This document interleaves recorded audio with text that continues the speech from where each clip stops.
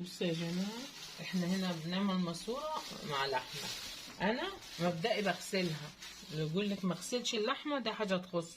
وبجيب شويه دقيق وافركهم عليها كده لو عايزين. انا بعمل كده، نغسل اللحمه حلو وبعدين بغلي ميه واديها في الميه غلوه اسد المسام كلها.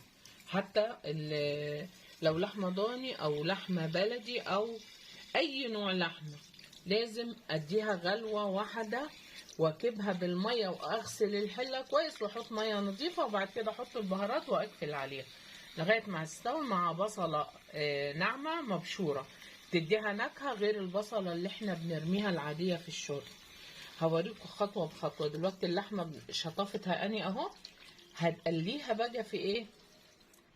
هدليها في الحله وهي بتغلي، هتاخد غلوه واحده هتسد المسام كله، تبقى الشوربه نظيفه وزي الفل. اللحمه اهي هنديها غلوه كفايه اهو. هنروح نكب الميه بالريم دي، هي غلوه اللحمه مع الماسوره او اللحمه بس او الماسوره بس اللي انتوا عايزين. ماشي معايا صبن الحلو. هشطف الماسوره واللحمه تاني بس.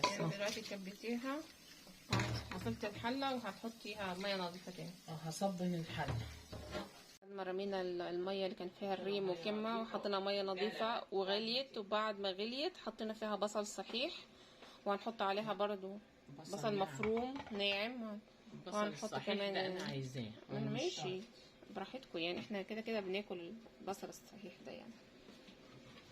او عايزين تحطوا بصل مفروم حطوا بصل مفروم. لا ده هي اساسي، ودي التكه اللي في موضوع الشوربه. يعني الشوربه مش موضوع ولا اي حد ممكن يعملها. البصله المبشوره او المفرومه هي دي اللي بتدي النكهه للشوربه. اللي يقولك حطي بصله مش عارفه ايه وسيبيها عشان لا، لما تحبي الشوربه تاخديها ومش عايزه فيها بصل صفيها يا ستي. بس دي بقى التكايه اللي هي بتظبط الشوربه في اي زفر، فراخ حمام لحمه بط، هي البصل. لكن البصل السليم ده انا عايزاه. لكن وكده هنحط بقى كل التوابل. فلفل اسود ده عشان حله اللي هي السيف، فهنحط كل حاجه تحل الضغط يا جماعه. فاحنا هنحط كل حاجه فلفل اسود بهاراتنا وكل حاجه عشان هنقفل عليه.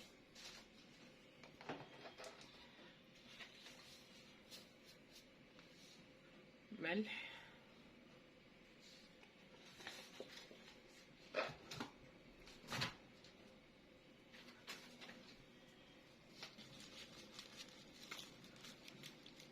حبهان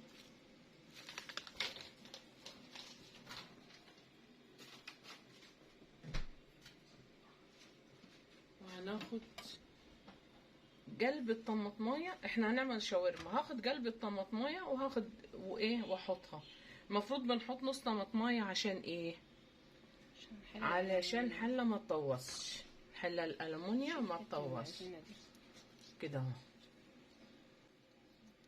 مش يعني دي مش اساسي. اللي مش عايز يحطها ما يحطهاش. حطينا عشان الحله بس عشان ده الحله عشان بس ما تطوصش، وبرضه بتدي نكهه حلوه للي عايز. مش عايز خلاص براحتكم. هي بس نص حبايه طماطم، القلب بتاع الطماطم بس.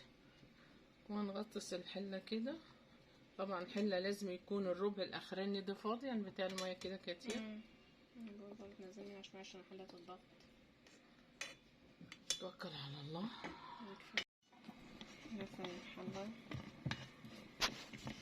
جبنا حته اللية من الفريزر ومشرناها على المبشره وهنحطها على ايه؟ على اللحم او على الشاورما او على شاورما فراخ، على شاورما لحم، على اي حاجه. دي نكهه الضاني اللي بيحب فظيعه.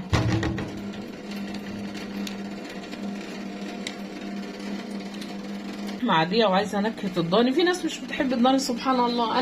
انا بحبها. بروح حاطه حته دهنه او ممكن اسلق حته لحمه ضاني مع لحمه العيد تديها كلها نكهه الضاني وتبقى زي الفل بالهنا والشفا. هنا حطينا معلقه الليه او اي سمنه انتوا معلقة عايزين، سمنة ومعلقتين زيت. احنا هنا يا حبايبي هم طلبوا شاورما، فاللحمه بعد ما انسلقت انا قطعتها صغيره، يعني اكبر من زي الشاورما كده كده مثلا، وهعمل نفس خطوات الشاورما. هحطنا حته اللية لما تسيح خالص، هننزل باللحمه تتشوح او تتحمر نص تحميره كده، هنروح حاطين ايه البصل وراه مش هنطول علشان هي اللحمه مستويه. دي اللية مع معلقة السمنة ومعلقتين زيت. اللي انت عايزاه، اي مادة دهنية انت عايزها. هي اصلا متاخدش خلاص، احنا بشرناها عشان ايه تشبه فيها حتات تتبع تحت الضرس كده. عشان تدوب بسهولة وسهلة. هي مجرد انها تسيح كده هروح حاطة اللحمة على طول.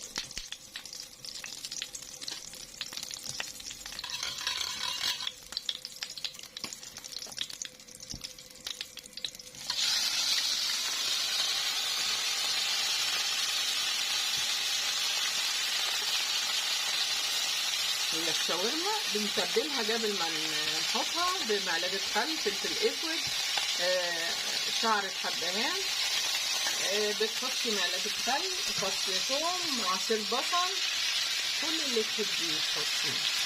دي اللحمه اللي هي مستويه احنا فصصناها ونعملها معامله الشاورما، هي بس تشكل كده وتاخد لون. هحط البصل يدبل، وراه الفلفل، وراه حبايه طماطم اللي عايزه احط ناحيه. هي طبعا اللحمه معموله محطوط عليها ملحه، هنحط شويه فلفل واسود وكده والكلام ده يعني. معلقه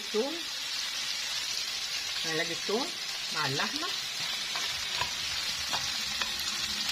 وعلى فكره لحمه العيد انا بحطها بسيبها طبعا ان شاء الله. لحمه العيد بنعملها بطريقه حلوه خالص، بنحط الجريل ونحط معلقه سمنه بلدي على معلقتين 3 زيت على حسب كميه اللحمه اللي هتحمريها، ويا دوبك تنجدح بتروحي حطاها مع معلقه صلصه على الجريل ومعلقه ثوم وتحمر بقلبك، تديها نكهه وطعم خرافي.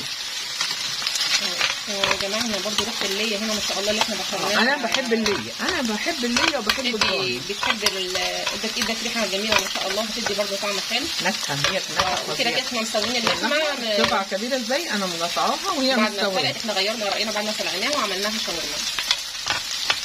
ولا اي شيء اسرع من الشاورما، احنا كده بنحبها مستويه. هنحط البصل الكميه اللي انت عايزاها، احنا بنكتر لها بصل عشان بنحب البصل. على فكره البصل المسلوق صحي جدا. وانا قريت معلومه يا جماعه في النت، اللي يسلق بصلتين في شويه ميه كده وشويه ملح او في شوربه، لو بتسلقي شوربه طعم احلى، بس بيقولوا افضل في ميه يعني، وشويه ملح حلوه جدا للتكيفات وللرحم. فاحنا بنحطه يعني تعويض، يعني انه بيوجع القولون يعني، بس ادينا بناخد علاج يعني. شويه فلفل اسود، البصل والفلفل خلي بالك انا فلفلي عليه ملح فمش هكتر.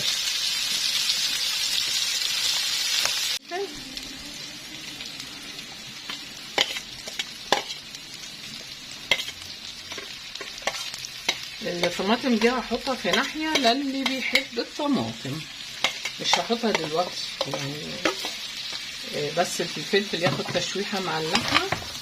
البصل الجريل ده اصلا مش حلو، احنا بنحب البصل والفلفل يبرش. ماشي، عشان دي ملهاش غطا. 5 دقايق هنحط الطماطم دقيقتين ونطفي. حمرت من تحت ازاي وجميله. لو عايزه معلقه صلصه ممكن تحطي، انا هحط في الربع ده للي عايز طماطم بس دقيقه واحده، لانها ده هتتاكل على طول. انا بحب الطماطم صاحيه، ما بحبهاش من الدبلانه. وهوريكم الشكل النهائي ليها بالهنا والشفا لله ياكل يا رب. وده الشاورما بعد ما خلصناها بالهنا والشفا.